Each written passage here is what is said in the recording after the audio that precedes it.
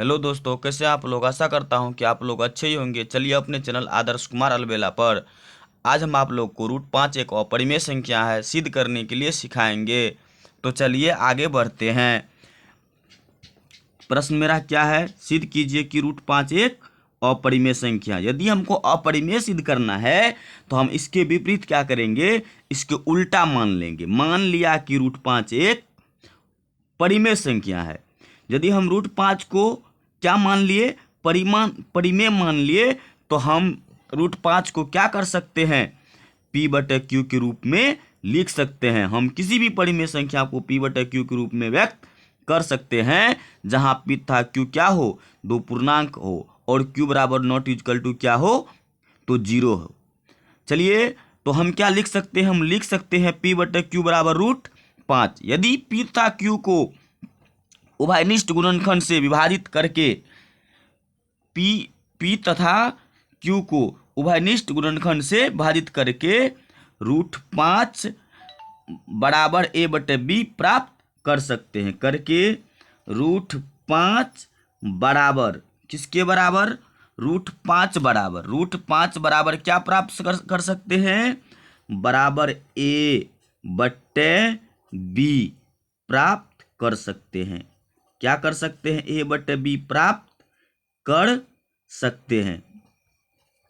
बात समझ में आया कि नहीं। जहां A और B क्या होना चाहिए, जहां A और B क्या होना चाहिए, जहां A और B सहअभाज्य होना चाहिए। जहां A और B क्या होना चाहिए, सहअभाज्य होना चाहिए। क्या होना चाहिए, सहअभाज्य। सहअभाज्य पता आप लोग किसको कहते हैं, A और B का मौसा क्या होना चाहिए, तो एक यदि होता है तो वह क्या कहलाता है, सहअभाज्य संख्या कहलाता है। बात समझ में आया कि नहीं। चलिए आगे बढ़ते हैं। अतः हम क्या लिख सकते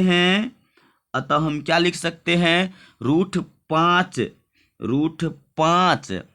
बराबर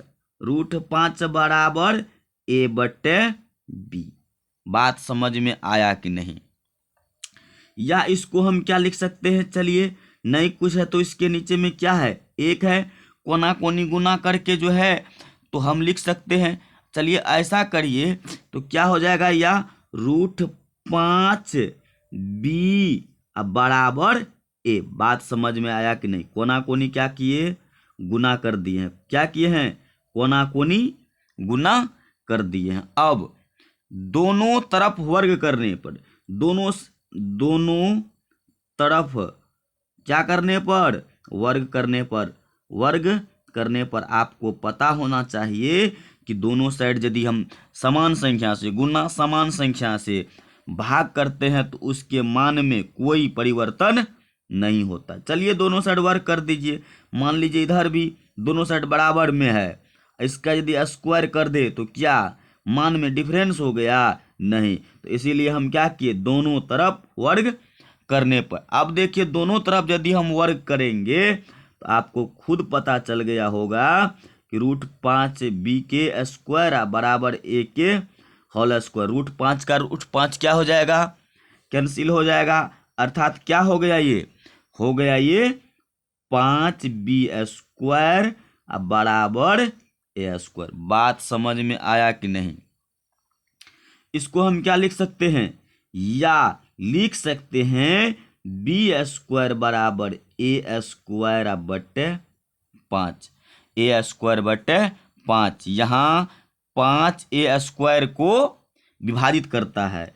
यहाँ 5A स्क्वायर को आपको पता है नीचे वाला होता है भाजक। नीचे वाला क्या होता है, भाजक, और ऊपर वाला क्या होता है, भाज्य। अर्थात 5A स्क्वायर को विभाजित करता है। क्या करता है, विभाजित करता है। 5A स्क्वायर को विभाजित करता है। तो अतः 5A को विभाजित करेगा, अतः 5A को भी क्या करेगा, विभाजित करेगा। कहाँ से विभाजित करेगा, कहाँ से जी, तो परिमेय 1.3 से। कहाँ से? 1.3 से। चलिए कहाँ से? परी में 1.3 से मानना है तो मान लीजिए समीकरण 1। किसी को कोई दिक्कत? चलिए आगे बढ़ते हैं। अब अतः ए बराबर माना कि ए बराबर 5c है। इस बार क्या किए? मान लिए कि ए बराबर 5c। क्या किए? मान लिए कि ए बराबर 5c। अब चलिए तो क्या होगा? यदि हम ए बराबर 5c मान लिए तो चलिए क्या होगा? इससे पहले आप लोग देखे थे 5b² बराबर a²। क्या देखे थे? 5b² बराबर a²। आप देख लीजिए यहाँ पे है ना 5b² बराबर a²। नहीं होता है तो इसको मानिए समीकरण 1। क्या कीजिए? और इसको मान लीजिए 2। 5b² बराबर a² है ना। यहाँ पे क्या माने हैं? माना कि a बराबर 5c। तो हम क्या करेंगे? तो समीकरण 1 में क्या करते हैं? a बराबर 5c मान रखने पर। ये मेरा समीकरण 1 है। तो हम लिख लेते हैं समीकरण 1 में a बराबर 5c मान रखने पर। बात समझ में आ रहा है आप लोगों को कि नहीं? तो चलिए तो ये क्या हो जाएगा? तो हो जाएगा मेरा 5b² बराबर, आप देख लीजिए समीकरण को क्या है, 5b² जैसा है वैसे उतार लिए और a² की जगह पे क्या देंगे हम? 5c। क्या देंगे? 5c के होल स्क्वायर। तो ये क्या हो जाएगा मेरा? हो जाएगा 5b² बराबर 5 25 80 के स्क्वायर c²। किसी को कोई दिक्कत? अब तो क्या हो जाएगा? b² बराबर मेरा क्या निकलेगा? निकलेगा 25c² बटे 5। 5 से कट जाएगा तो क्या होगा? 5 25। क्या निकला मेरा? निकला मेरा b² बराबर 5c²। क्या निकला? b² बराबर 5c²। क्या निकला मेरा? b² बराबर 5c²। चलिए और आगे बढ़ते हैं। बात समझ में आप लोग को आ रहा है कि नहीं? तो चलिए अब क्या हो जाएगा? b² बराबर 5c², या इसी को या करके हम लिख सकते हैं c² बराबर b² बट्टे क्या? 5 लिख सकते हैं कि नहीं? यहाँ क्या देख रहे हैं आप लोग?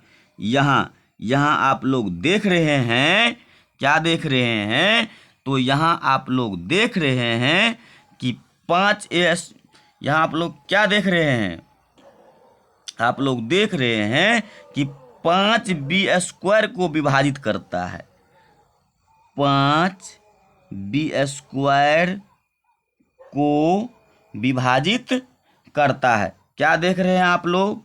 कि 5b² को विभाजित करता है। 5b² को विभाजित करता है। बात समझ में आया कि नहीं?